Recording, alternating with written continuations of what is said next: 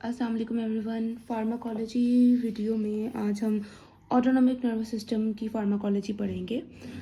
अच्छा, इस चैप्टर में इसका एक इंट्रोडक्शन है कि what actual the autonomic nervous system is. इसमें इस चैप्टर में बेसिकली ड्रग्स के बारे में नहीं बताया गया है। इसमें हम पुरानी जो एनाटमी फिजियोलॉजी जितनी हमारी पुरानी इन्फॉर्मेशन है उसको एक तरह से हम रिवाइज करेंगे। अच्छा, ये चैप्टर मैं आपको पढ़ाऊंगी फ्रॉम लिपिन कॉट। आप एक एडसन से भी कर सकते हो, लेकिन मुझे लगता है कि लिपिन में ज़्यादा ईजी लिखा हुआ है। अच्छा, तो ऑटोनॉमिक नर्वस सिस्टम, हम सबको पता है कि हमारे पास एक नर्वस सिस्टम होता है जिसके फर्दर आगे टू पार्ट्स होते हैं, एक peripheral nervous system and other one is central nervous system. Central nervous system आगे से दो पार्ट्स में होता है, एक हमारे पास ब्रेन होता है, दूसरा हमारे पास क्या होता है, स्पाइनल कॉर्ड होती है।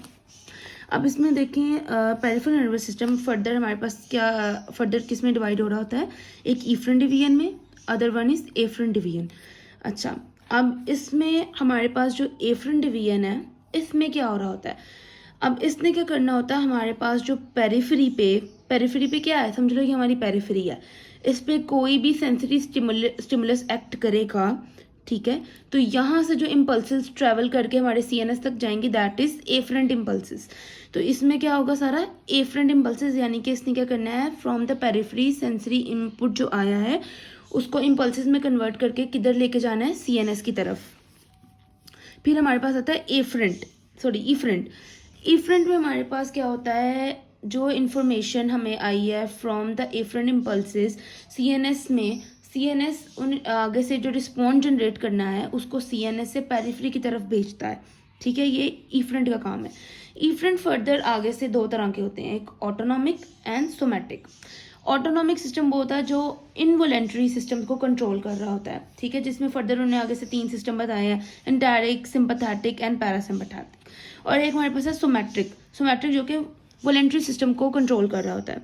अब इसमें जो मेन बात हमें जो याद करनी है वो ये है, जैसे हमने पढ़ा कि हमारे पास एक सोमैटिक सिस्टम है और एक हमारे पास क्या है, ऑटोनॉमिक नर्वस सिस्टम। अब हमने पढ़ा कि सोमैटिक नर्वस सिस्टम क्या करता है, उसने हमारे पास जो वॉलेंट्री सिस्टम्स हैं उसको उसने कंट्रोल करना होता है, वॉलेंट्री फंक्शन है उसको इसने कंट्रोल करना होता है। अब वॉलेंट्री फंक्शंस कौन से होते हैं, जैसे कि हमारे पास स्केलेटल मसल है, हम स्केलेटल मसल्स को यूज़ करते हैं फॉर द लोकोमोशन, तो वो हमारे पास क्या है, वॉलेंट्री हमारे एक्शन है, तो उसको कौन कंट्रोल करता है, सोमैटिक नर्वस सिस्टम। दूसरी तरफ जो एएनएस है, एएनएस क्या करता है, एएनएस कंट्रोल कर रहा होता है इनवॉलेंट्री सिस्टम को, जो कि हमारे पास क्या रेगुलेट कर रहा होता है everyday requirements of vital bodily functions without conscious participation of the mind. अच्छा, देखो, इसको हम लोग ना विजरल, वेजिटेटिव और इनवॉलेंट्री नर्वस सिस्टम भी कहते हैं एएनएस को। अब देखें, अब इसने क्या करना था, विजरल स्मूथ मसल पे आपका कंट्रोल है क्या, नहीं। कार्डिक मसल पे आपका कंट्रोल है, नहीं। दिल ऑटोमेटिकली खुद ही धड़क रहा है, ठीक है, दिस वर्ड यूज क्या हुआ, ऑटोमेटिकली, तो उसको कंट्रोल कौन कर रहा है, ऑटोनॉमिक नर्वस सिस्टम। इसके अलावा आपकी ग्लैंड्स की सिक्रीशंस वगैरह वगैरह, यानी कि एएनएस हमारे पास कहाँ पे इनर्वेट कर रहा है, विजरल स्मूथ मसल्स को, कार्डियक मसल को, वेस्कुलेचर को, एक्सोक्राइन ग्लैंड्स को, इन सबको, जो कि फर्दर हमारे पास gastric motility, glandular secretions, blood flow, cardiac output, इन सबको कंट्रोल कर रहा होता है। अगर हम इसकी एक बेसिक एनाटॉमी की तरफ जाएं एएनएस की, तो वो कहता है इसके अंदर एफरेंट न्यूरॉन्स भी होते हैं, इफरेंट न्यूरॉन्स। अब जो एफरेंट न्यूरॉन्स है ना, अब एफरेंट न्यूरॉन्स का मेजर रोल होता है reflex regulation of the system. अब जैसे कि हमारे पास कैरोटिड साइनस और एओर्टिक आर्च है, ठीक है, इसमें हमारे पास कुछ सेंसर लगे होते हैं, ठीक है। अब यहाँ पे इसके अंदर अगर प्रेशर इंक्रीज या डिक्रीज होगा तो उसको सेंस कर लिया जाएगा, फिर वहाँ से उन सबको इम्पल्सेस जो सिग्नल्स हैं वो सीएनएस की तरफ जाएंगे और फिर एफरेंट ब्रांचेस के थ्रू रिस्पॉन्ड आ जाएगा कि ब्लड प्रेशर को कम करना है या ज़्यादा करना है, ठीक है। इसी तरह इफरेंट में उसने कहा है कि अब इफरेंट हमने पहले पढ़ा था क्या होती हैं, उसने इम्पल्सेस को सीएनएस से अफेक्टेड ऑर्गन्स की तरफ ले जाना होता है। तो वो भी फर्दर टू टाइप्स की होती हैं, one is pre ganglionic neurons and other one is post ganglionic neurons, यानी कि इफरेंट न्यूरॉन्स भी आगे दो टाइप्स के हैं, pre ganglionic neurons and post ganglionic neurons. हमारे पास ये डायग्राम से आपको ज़्यादा अच्छा समझ आएगा। लेट सपोज हमारे पास ये प्री गैंग्लियोनिक न्यूरॉन आ रही है, ठीक है, ये पूरी आप देख रहे हैं स्पाइनल कॉर्ड के अंदर की। अब उसने क्या है, हमारे पास जो प्री गैंग्लियोनिक न्यूरॉन की जो फर्स्ट यानी कि सेल बॉडी है ना, वो हमारे पास किस में पड़ी है, हमारे पास ब्रेन स्टेम कह लो या स्पाइनल कॉर्ड, ठीक है, ये ब्रेन स्टेम में भी हो सकती है, स्पाइनल कॉर्ड में भी हो सकती है, देखें ना, ये वाली ब्रेन स्टेम में भी हो सकती है और स्पाइनल कॉर्ड में भी हो सकती है। फिर उसने कहा यहाँ से क्या होता है, प्री गैंग्लियोनिक न्यूरॉन निकलता है जो कि हमारे पास क्या स्पाइनल कॉर्ड के साथ एक सिंपैथेटिक चेन रन कर रही होती है। उसमें होते हैं गैंग्लियंस, ये उसमें जाके साइनैप करता है, यानी कि प्री गैंग्लियोनिक न्यूरॉन जो है वो जाके गैंग्लियन के अंदर साइनैप्स करता है, यानी कि सेकंड नर्व सेल की बॉडी इसके अंदर पड़ी है। फिर वहाँ से क्या निकलता है, पोस्ट गैंग्लियोनिक न्यूरॉन, ठीक है, और फिर वो अपने टारगेट ऑर्गन के पास जाके जो है ना साइनैप करता है, और फिर जो सा भी ऑर्गन है ना उसके अंदर वो स्पेसिफिक फंक्शन परफॉर्म करता है। यानी कि सिंपल आपको बताऊं तो लेट्स सपोज ये हमारी क्या है, स्पाइनल कॉर्ड है, ठीक है, यहाँ पे हमारी फर्स्ट नर्व सेल बॉडी पड़ी है, ठीक है, यहाँ से निकल आया अब क्या, pre ganglionic neuron. Pre ganglionic neuron निकला है, ये इसके साथ ही हमारे पास क्या सिंपैथेटिक चेन डायग्राम जैसे भी है अब वो रन कर रही है, ये इसमें जाएगा, ठीक है, इधर जाके क्या करेगा, इसने साइनैप्स करना है with second nerve cell body के साथ, इसने यहाँ पे इसके साथ जाके साइनैप्स किया। फिर यहाँ से क्या निकला, पोस्ट गैंग्लियोनिक न्यूरॉन। अब ये पोस्ट गैंग्लियोनिक न्यूरॉन क्या करेगा कि जाके जो सा भी इसका स्पेसिफिक ऑर्गन है, ठीक है, लेट्स सपोज इसने जो है हार्ट को जाके सप्लाई करना है, तो इधर जाके जो है ना इसको इनर्वेट करेगा, इधर ये टर्मिनेट होगा। तो क्या है, इनकी जो है इमर्ज कहाँ से होते हैं, ये फ्रॉम द ब्रेन स्टेम और द स्पाइनल कॉर्ड, ठीक है। फिर ये जाके कहाँ पे साइनैप्स करते हैं, इन द सिंपैथेटिक चेन। फिर वहाँ से जो है पोस्ट गैंग्लियोनिक न्यूरॉन निकलता है और स्पेसिफिक ऑर्गन पे जाके जो है ना वो इनर्वेट कर देता है उसको, ठीक है। ये सिंपल सी बात उन्होंने इफ्रेंट न्यूरॉन में बताई है। यहाँ तक ये बात समझ आ गई। अब वो नेक्स्ट कहता है कि हमारे पास फर्दर हमने पढ़ा था, अब इसके अंदर सिंपैथेटिक डिवीजन भी है और हमारे पास पैरासिम्पैथेटिक डिवीजन भी है। हमने यही पढ़ा था ना, एएनएस की आगे फर्दर 2 टाइप्स हैं, एक है parasympathetic nervous system, another one is sympathetic nervous system. तो सिंपैथेटिक नर्वस सिस्टम और पैरासिम्पैथेटिक नर्वस सिस्टम हम इसको बुक से ही करेंगे, इसमें बहुत डायग्राम से बहुत चीज़ें बहुत अच्छे से क्लियर हो जाएंगी आपको। अच्छा, सबसे पहले सिंपैथेटिक नर्वस सिस्टम की बात करेंगे। वो कहता है सिंपैथेटिक नर्वस सिस्टम के जो फाइबर्स हैं ना वो भी कहाँ से इमर्ज होते हैं, from the spinal cord. Spinal cord के, अब इस स्पाइनल कॉर्ड के भी डिफरेंट रीजन्स है ना, एक ही रीजन से ये नहीं होता। इसके फाइबर के रीजन क्या है, from the थोरैकोलम्बर T1 to L2, ये इसका ओरिजिन है सिंपैथेटिक डिवीजन का। अब इसमें क्या होता है कि हमने जैसे बात की कि यहाँ से क्या निकला, प्री गैंग्लियोनिक न्यूरॉन निकला, इसने जाके साइनैप्स किया साइनेप्टिक चेन के अंदर, वहाँ से फिर जी पोस्ट गैंग्लियोनिक न्यूरॉन निकला और उसने स्पेसिफिक ऑर्गन पे जाके उसको इनर्वेट कर दिया। अब इसमें समझने वाली बात क्या है, सिंपैथेटिक और पैरासिम्पैथेटिक में डिफरेंस क्या है। अब डिफरेंस पहला तो हमने ये पढ़ लिया कि इसका ओरिजिन कहाँ से है, थोरैकोलम्बर से, T1 to L2 से। अब आपने नोट किया होगा इसका जो प्री गैंग्लियोनिक न्यूरॉन है वो छोटा है इन लेंथ, जबकि इसका पोस्ट गैंग्लियोनिक न्यूरॉन है वो लेंथ में बड़ा है, ठीक है। ये पहला इसका डिफरेंस है, यानी कि क्या, इसका प्री गैंग्लियोनिक न्यूरॉन फाइबर्स जो हैं दे आर शॉर्ट, जबकि इसके जो पोस्ट गैंग्लियोनिक फाइबर्स हैं दे आर लॉन्ग। और इसके एक और चीज़ आपने नोट की होगी, जो इसके प्री गैंग्लियोनिक फाइबर्स जो है ना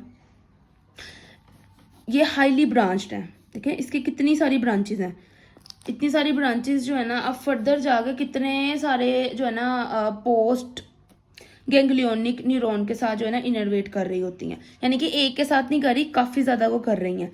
इसकी वजह से इसका जो आगे से इफेक्ट आता है ना दैट इज़ डिफ्यूज इफेक्ट, ठीक है। ये एट अ टाइम जो है ना मल्टीपल ऑर्गन्स को भी जो है ना सप्लाई कर रही होती है, तो इसका इफेक्ट जो आता है दैट इज़ डिफ्यूज। इसकी निस्बत अगर हम बात करें पैरासिम्पैथेटिक नर्वस सिस्टम की, तो इसका ओरिजिन कहाँ से होता है, इसका ओरिजिन होता है फ्रॉम, यानी कि कहाँ से ओरिजिनेट हो रहा है, from the cranial nerve 3, 7, 9 and 10, और इसके अलावा सैक्रल रीजन में से S2, S3, S4। अब इसका आप देखें, अब इसका टोटली ऑपोजिट। अब इसमें क्या था, उसमें हमने पढ़ा था जी सिंपैथेटिक प्री गैंग्लियोनिक न्यूरॉन्स जो हैं वो क्या होते हैं, शॉर्ट होते हैं। अब इसमें क्या होंगे, सिंपैथेटिक प्री गैंग्लियोनिक जो है आप देखो ये कितने लंबे हैं, ठीक है ना, ये कितने लंबे हैं, और ये कहाँ पे जाके इनर्वेट कर रहे हैं, बिल्कुल जो इफेक्टर ऑर्गन है इसके बिल्कुल करीब जाके, या बिल्कुल इसके अंदर ही उसका वो बना हुआ रिसेप्टर, ठीक है ना। तो यानी कि इसका प्री गैंग्लियोनिक न्यूरॉन फाइबर जो है वो लंबे हैं और जबकि पोस्ट गैंग्लियोनिक बहुत छोटे हैं, ठीक है। अब और इसीलिए, और ये हाईली ब्रांच भी नहीं है। अब ये हाईली जब ब्रांच नहीं है, ये बस एक ही जो प्री गैंग्लियोनिक न्यूरॉन का फाइबर आ रहा है वो एक ही पोस्ट गैंग्लियोनिक न्यूरॉन के थ्रू एक स्पेसिफिक ऑर्गन को इनर्वेट कर रहा है, तो इसका इफेक्ट भी जो क्या आएगा वो क्या होगा, डिस्क्रीट इफेक्ट होगा इसका। ये इसके कुछ हमने डिफरेंसेस पढ़े हैं। अच्छा, इसके फंक्शंस में जाने से पहले ना एक और इन्होंने यहाँ पे एंटारिक नर्वस सिस्टम भी एक बताया हुआ है। उसमें उन्होंने ये बताया हुआ है कि ये नर्व फाइबर्स का एक कलेक्शन है जो कि जीआई ट्रैक को, पेनक्रियास को, गॉल ब्लैडर को, इन सबको जो है ना ये इनर्वेट कर रहा होता है और इसको ब्रेन ऑफ गट भी कहते हैं। अच्छा, अब हम जल्दी से ना इफेक्ट्स देख लेते हैं सिंपैथेटिक और पैरासिम्पैथेटिक नर्वस सिस्टम के on different parts of body. अच्छा, सबसे पहले आई की बात करें, ये S stands for sympathetic and P stands for parasympathetic. अगर हम आई पे बात करें तो ऑब्वियसली अगर एक बंदा शॉक में जाता है या कोई भी एक स्ट्रेसफुल कंडीशन आई है, बॉडी स्ट्रेस में चली गई या किसी ट्रॉमा है या कोई भी स्ट्रेसफुल कंडीशन है, तो उसमें क्या होगा, सबसे पहले जो हमने बात करनी है आई में प्यूपिल क्या होगा, डायलेट हो जाएगा, आंखें फटी की फटी रह जाएंगी, ठीक है। किसी ने अचानक से सांप देख लिया, अगर शेर सामने आ गया तो वो डर गया, डर के क्या हो गया, उसकी जो प्यूपिल है वो डायलेट हो गई है। इसकी निस्बत अगर हम पैरासिम्पैथेटिक की बात करें तो क्या होगा, प्यूपिल कॉन्स्ट्रिक्ट हो जाएगी, ठीक है, प्यूपिल कॉन्स्ट्रिक्ट होगी, बैक टू नॉर्मल। अच्छा, अब कैसे हुआ है, अब इसमें प्यूपिल डायलेट कैसे हो रहा है, यहाँ पे क्या हो रहा है, कॉन्ट्रैक्शन हो रही है ऑफ,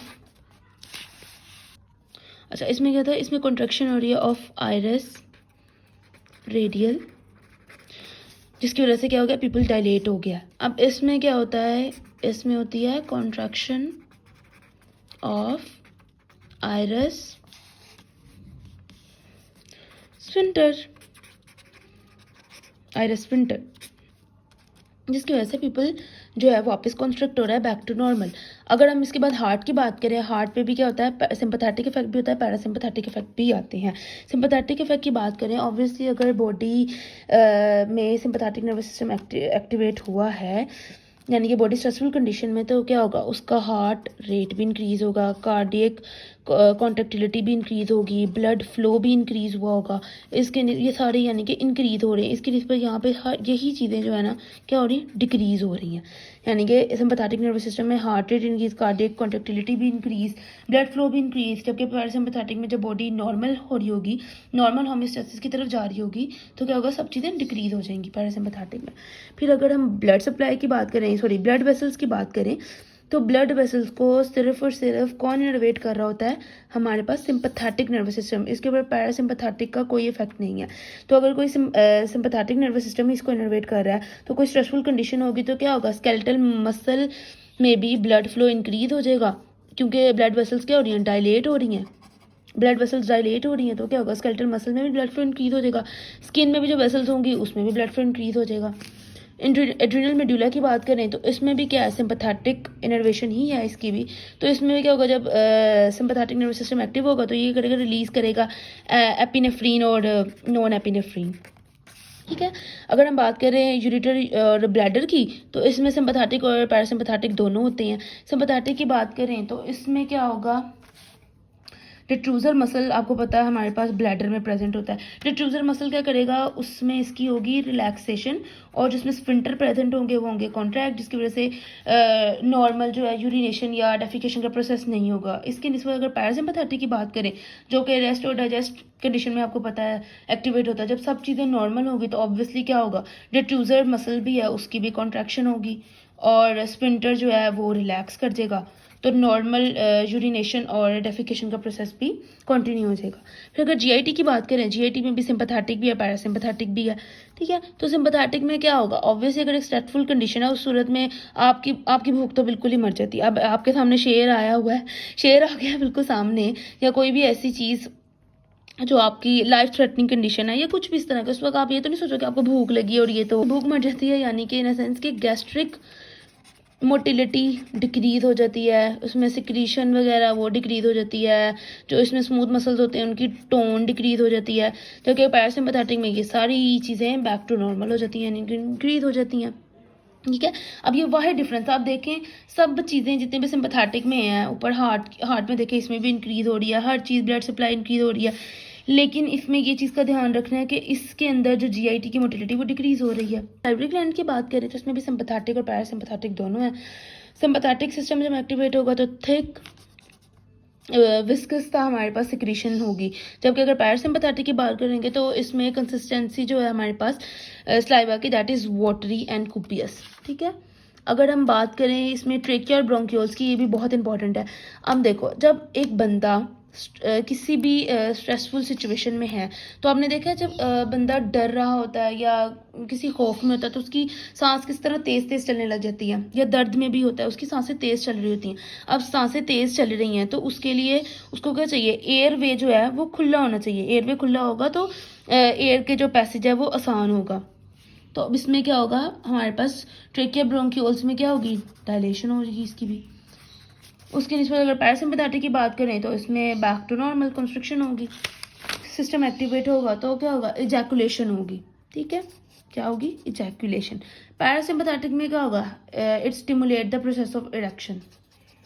ओके। अच्छा, अगर फीमेल जेनिटल की बात करें तो इसको सप्लाई ही सिर्फ क्या कौन कर रहा है, सिंपैथेटिक नर्वस सिस्टम। तो जब ये एक्टिवेट होगा तो हमारे पास क्या होगी, यूट्रस जो है वो रिलैक्स कर जाएगी। लैक्रिमल ग्लैंड्स की बात करें तो लैक्रिमल ग्लैंड को सिर्फ कौन इनर्वेट कर रहा होता है, पैरासिम्पैथेटिक नर्वस सिस्टम, जो कि स्टिमुलेट करता है टीयर्स को। ओके। ये समटाइम्स वो कहता है ऐसे एफरेंट इम्पल्सेस आ जाती हैं जो कि क्या होता है, इनवॉलेंटरीली ट्रांसलेट हो जाती हैं इनटू रिफ्लेक्स रिस्पॉन्सेज। जैसे कि अगर एक पर्सन का ब्लड प्रेशर जो है वो कम हुआ है, ब्लड प्रेशर कम होता है तो उसको डिटेक्ट कौन करता है, हमारे पास बैरो रिसेप्टर्स पड़े होते हैं हार्ट में, वेना कावा में, कैरोटिड साइनस वगैरह वगैरह में। अब जब वो डिटेक्ट करता है कि यार ब्लड प्रेशर कम हो गया, वो फ़ौरन से जो है ना इम्पल्सेस जनरेट करता है और कहाँ पे भेजता है, सीएनएस में। अब सीएनएस के अंदर यानी हमारी ब्रेन के अंदर स्पेसिफिक कार्डियोवैस्कुलर सेंटर्स प्रेजेंट होते हैं जो कि फर्दर वहाँ से जो है ना रिस्पॉन्स जनरेट करते हैं कि भाई सिंपैथेटिक एक्टिविटी को बढ़ाओ। पैरासिम्पैथेटिक जो है ना आउटपुट वो कम होगा और सिंपैथेटिक आउटपुट जो है वो इंक्रीज होगा और blood pressure back to normal हो जाएगा। ये है सारे रिफ्लेक्स आर। तो वो किसी सिग्नल के थ्रू ही करेगा ना। तो इसमें एएनएस में जो यूज़ होता है ना, that is chemical signalling between the cells. अब इसमें जो न्यूरो ट्रांसमिशन या केमिकल सिग्नलिंग जो भी हो रही होती है वो किस तरह होती है, या तो कोई स्पेसिफिक जो है ना हार्मोन रिलीज करता है या लोकल मीडिएटर्स रिलीज हो रहे होते हैं या न्यूरो ट्रांसमीटर। ठीक है। अब जैसे सिंपैथेटिक और पैरासिम्पैथेटिक की अगर हम बात करें तो सिंपैथेटिक ने प्री गैंग्लियोनिक में क्या है, एसिटाइलकोलिन रिलीज हुआ न्यूरोट्रांसमीटर, उसने बाइंड किया निकोटिनिक रिसेप्टर पे, उसने फिर आगे पोस्ट गैंग्लियोनिक से क्या रिलीज करवाया, नोर एपिनेफ्रीन। नॉन एपिनेफ्रीन जाके बाइंड हुआ इफेक्टर ऑर्गन पे जो रिसेप्टर प्रेजेंट है, एड्रीनर्जिक रिसेप्टर, उस पे जाके अपना स्पेसिफिक फंक्शन परफॉर्म किया। पैरासिम्पैथेटिक की बात करेंगे, सेम वही प्री गैंग्लियोनिक से क्या निकला, एसिटाइलकोलिन निकोटिनिक में बाइंड किया, सेम वैसे ही पोस्ट गैंग्लियोनिक निकला, लेकिन यहाँ पे सिंपैथेटिक में नॉन एपिनेफ्रीन था, इधर क्या है, इधर एसिटाइलकोलिन ही है। पैरासिम्पैथेटिक की मजे की बात, दोनों जगह क्या है, एसिटाइलकोलिन है। पहला निकोटिनिक पे बाइंड हो रहा है, दूसरा मस्क्यूरेनिक पे बाइंड हो रहा है जो कि इफेक्टर ऑर्गन पे प्रेजेंट। अब इसमें सोमैटिक क्या काम करता है, सोमैटिक नर्वस सिस्टम, उसने क्या करना होता है, वॉलेंट्री एक्शंस को कंट्रोल करना होता है। वॉलेंट्री एक्शंस क्या है, जैसे कि हमारे पास स्केलेटल मसल की कॉन्ट्रैक्शन, ये तो मतलब शुरू से पढ़ते आ रहे हैं कि एक्शन पोटेंशियल आएगा, एक्शन पोटेंशियल जनरेट हुआ, ठीक है, इम्पल्सिस आई, एक्शन पोटेंशियल जनरेट हुआ, उसने क्या किया, एसिटाइलकोलिन को रिलीज किया, एसिटाइलकोलिन जाके रिसेप्टर निकोटिन रिसेप्टर जो कि स्केलेटल मसल में प्रेजेंट है उसे जाके बाइंड किया और स्केलेटल मसल कॉन्ट्रैक्शन हुई। ये तो मतलब ये बेसिक। उसके बाद लास्ट चीज़ जो इस चैप्टर में बताई गई वो ये बताया कि अब देखो, अब वहाँ से हमने लास्ट क्या पढ़ा था कि वो आके किस पे बाइंड कर गए हैं, इफेक्टर ऑर्गन पे जो रिसेप्टर्स पे आके बाइंड कर दिया। अब आगे उसने इफेक्टर ऑर्गन में काम कैसे करना है, ठीक है, उसके अंदर सिग्नल्स कैसे पहुंचाने हैं। तो उसने क्या, उसके 3 वेज हैं जो कि आप पहले फिजियोलॉजी में भी पढ़ के आ चुके हो। एक हमारे पास क्या वे है, रिसेप्टर कपल्ड आयन चैनल्स, ठीक है, हमारे पास है एडिनाइल साइक्लेज। तीसरा भी बिल्कुल हमारे पास ऐसे ही है, हमारे पास हार्मोन्स एंड न्यूरोट्रांसमीटर आया है, जी क्यू प्रोटीन इसमें है, ठीक है, सेम वैसी चीज़ होगी लेकिन इसमें फॉस्फोलाइपेज सी प्रेजेंट है और उसने डाइसाइलग्लिसरॉल और एनोसिटोल ट्राइफॉस्फेट को रिलीज करवा के उसके बाद स्पेसिफिक फंक्शन को परफॉर्म कर देना। That's it. So this is all about ANS pharmacology introduction. ये आपके सारे बेसिक पुराने कॉन्सेप्ट है जिनको मैंने दोबारा रिफ्रेश किया है। ठीक है, आई होप आपको चीज़ें सारी क्लियर हो। अगर आपको कोई भी किसी किस्म की क्वेरी है तो आप मुझसे कमेंट सेक्शन में पूछ सकते हैं। Thank you so much. अल्लाह हाफ़िज़।